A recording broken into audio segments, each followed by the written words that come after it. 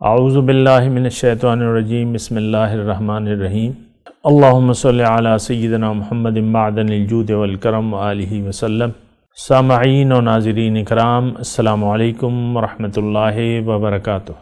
آج کا ہمارا موضوع یہ ہے کہ کیا ہم نے رسول کی دعوت پر لبیک کہا ہوا ہے؟ تو اس کا جواب نفی میں ہے۔ ہمیں رسول کی دعوت کا پتہ ہی نہیں ہے، نہ ہم معلوم کرنا چاہتے۔ آپ دیکھ لیں کتنے ایسے لوگ ہوں گے جو اس جستجو میں ہوں کہ بھئی کیا کہا ہے، رسول کی دعوت کیا ہے۔ ظاہر ہے کہ یہ تو ایک عظیم الشان کام ہے، انسان آیا ہے، پھر اس کے لیے رسول آئے ہیں، ہدایت آئی ہے، ہمیں کیا ضرورت کہ رسول کی دعوت پہ لبیک کہیں؟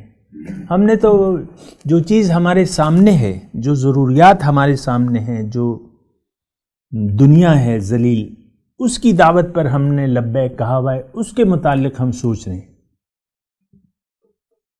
یہ بھی تو آپ نے سوچنا ہوگا نا۔ لبیک تو انسان ہر حالت میں کہتا ہے۔ اگر اللہ کی اور رسول کی دعوت پر اس نے لبیک نہیں کہا تو اس کا مطلب یہ ہے کہ اس نے لبیک کہہ دیا ہے شیطان کی پکار پر، نفس کی پکار پر۔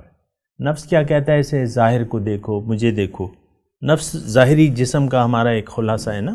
شیطان جو ہے ایک ہمارا دشمن ہے، جس سے اللہ تعالیٰ نے ہمیں کہا ہے کہ تم اس سے دشمنی کرو، اور ہم نے اس سے دوستی لگا رکھی ہے۔ ان الشیطان لکم عدو فاتخذوہ عدوا۔ شیطان تمہارا دشمن ہے، اللہ تعالیٰ فرمائے اس سے دشمنی کرنی ہے۔ ہم نے اس سے دوستیاں لگا رکھی ہیں، جو بھی وسوسے آتے ہیں اس کو ہم قبول کر لیتے ہیں اور اسی کے مطابق کہنے کی۔ آپ دیکھیں ایک دوڑ ہے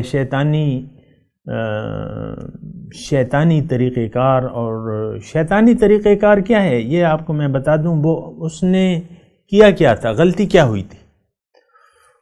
اس نے اپنی منمانی کرنی چاہی، یہ اس سے غلطی ہوئی۔ حکم کو نہیں مانا، اللہ کے حکم پہ لبیک نہ کہا، اور کوئی غلطی تو نہیں تھی اس کی۔ اللہ نے جو حکم دیا تھا اس پہ اس نے لبیک نہیں کیا۔ اب اس نے یعنی یہ ٹھیکہ لیا ہوا ہے قیامت تک، آپ کو معلوم ہے کہ میں نے ان کو گمراہ کرنا ہے، اور ہم نے شیطان کے ساتھ دوستی بنائی ہوئی ہے۔ اور دوستی دیکھیں، اس کو ذرا کم نہ سمجھیں۔ دوستی کا مطلب یہ ہے کہ آپ نے یعنی شیطان سے دوستی کس طریقے سے ہے کہ آپ کو میں بتاتا ہوں، یا میں آپ کو یہ کہہ رہا ہوں کہ شیطان ہمارے ساتھ ہے، اللہ ہمارے ساتھ نہیں ہے۔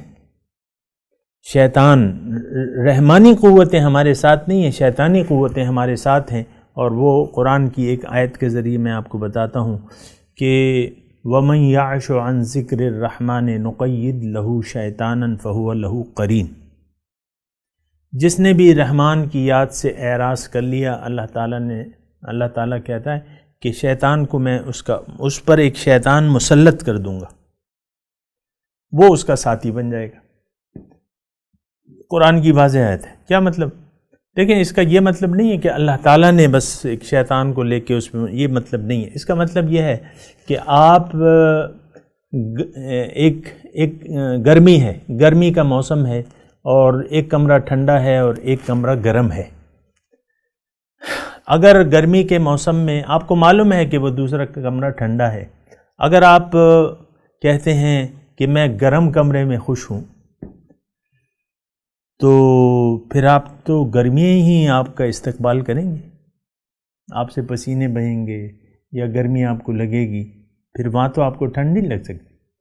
گرمی کے موسم میں آپ کہتے ہیں کہ میں گرمی پہ راضی ہوں، بس سخت گرمی، اور میں اس پہ خوش ہوں، تو اب ٹھنڈے کمرے میں تو آپ نے خود جانے سے انکار کر دیا۔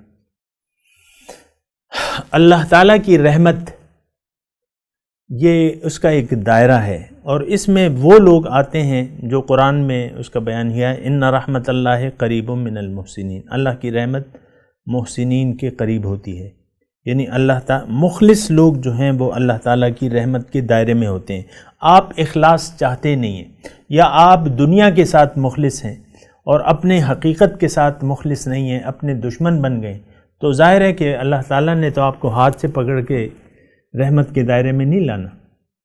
اگرچہ وہ ہمارا رب ہے اور مہربان ہے، لیکن اس نے تو آپ کو ایک راستہ بتا دیا ہے، آپ اس راستے پر چلنے کے لیے تیار نہیں ہیں، اللہ کو منزل بنانے کے لیے تیار نہیں ہیں، تو پھر آپ انہی حالات کا شکار رہیں گے جن حالات میں آپ ہیں۔ وآخر دعوانا ان الحمد للہ رب العالمین۔ مولاي صل وسلم دائما ابدا على حبيبك خير الخلق كلهم